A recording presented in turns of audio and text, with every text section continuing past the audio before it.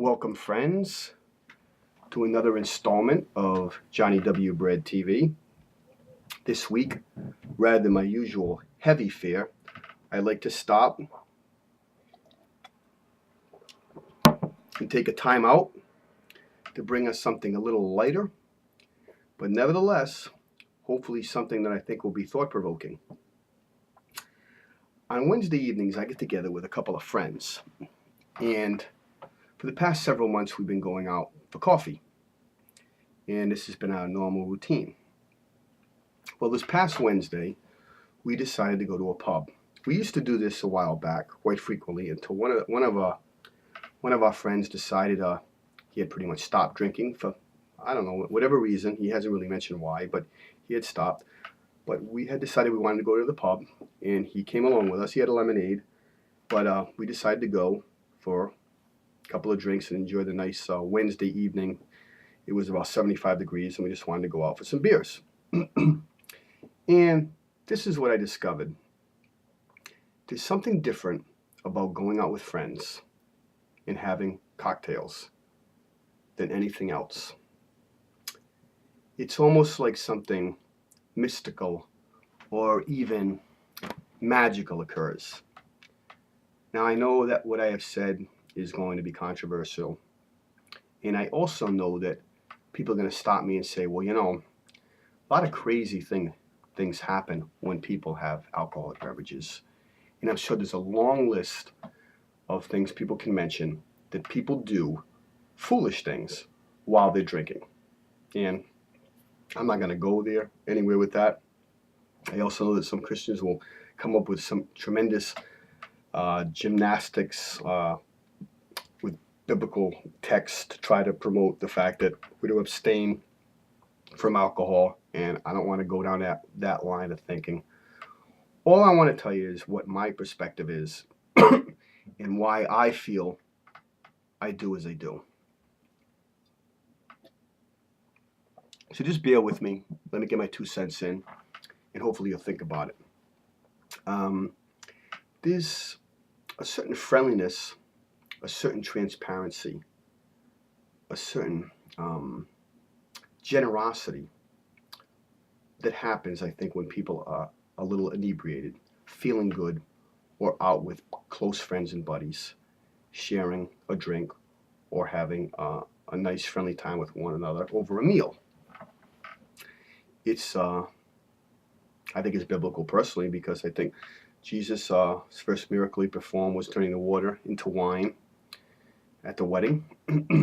And from what I understand, it was a great time, and there was plenty of wine to go around, plenty of alcohol. People might say that the alcohol content or the fermentation was differently, but people were drinking and feeling good. And I don't think Jesus was uncomfortable in that environment at all. In fact, I even think it's a good thing. I think there's a certain transparency, a certain easiness that people get into when they just can kind of put the cares of the world away from them and sit down and have a drink. And I think a great place this was displayed was in a movie I saw a while back called Babette's Feast.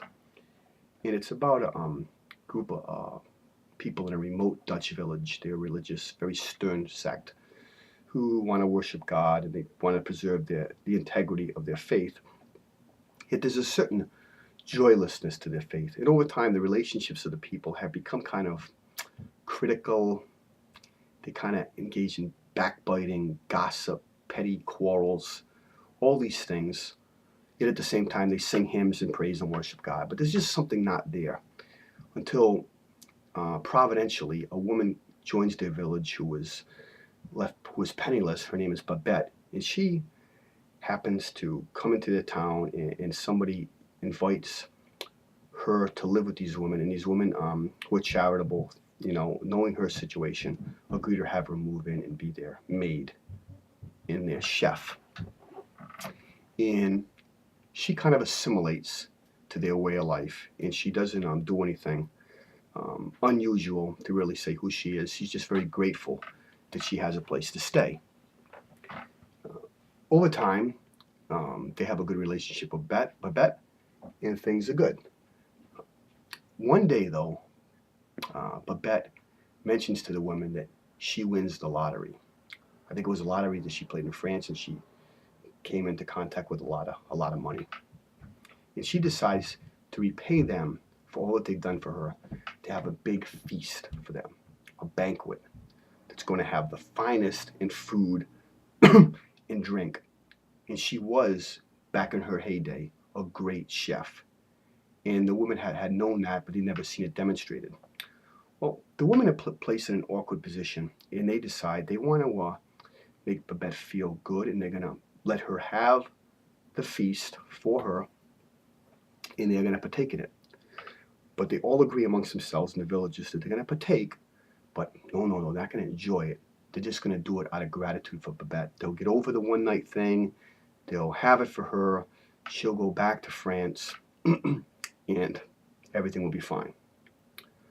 But what's interesting is that when the banquet is made, the feast is put out before these people, and they see the great care that was taken with the food and the delights that go along with it, and they start partaking in that, and they start, having this strong drink for the first time. Changes. There's a transformation made to these people, and they find themselves having a wonderful time, an intimate time where there's laughing, there's conversation, there's friendship like they've never seen before. And at the end of the movie, at the end of the banquet, they are shown outside in almost like a ring around the rosy type of circle where they're dancing with one another and telling each other how they love each other and they're happy that they're friends.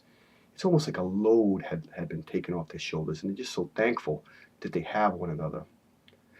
This could have all been done if, perhaps if they prayed more or they had a better relationship with God, but they didn't. But the meal, the drink, acted as a catalyst to get these people to see important things in a whole new light, see intimacy, see relationships in a way that was eye-opening to them. And it was basically done by the wine. Strong drink. Something that got these people to really be more generous, be more charitable, be more loving. And this is what I think it does. It can do bad things too, but I think in its right context, this is a wonderful gift of God. God gave wine, God gave drinks, God gave meals, all to build deeper, meaningful relationships with one another. Interesting to note, at the end of the movie, the woman discovered that Babette spent all her lottery winnings on this one meal. She blew it all because she was so grateful for what the woman had done for her and letting her live with them. And the movie ends with her staying there and being a chef and a cook for these women. And the whole town is all different from then on. They have wine, they have good meals, and their Christian faith is brought to another dimension. And this is just something to think about.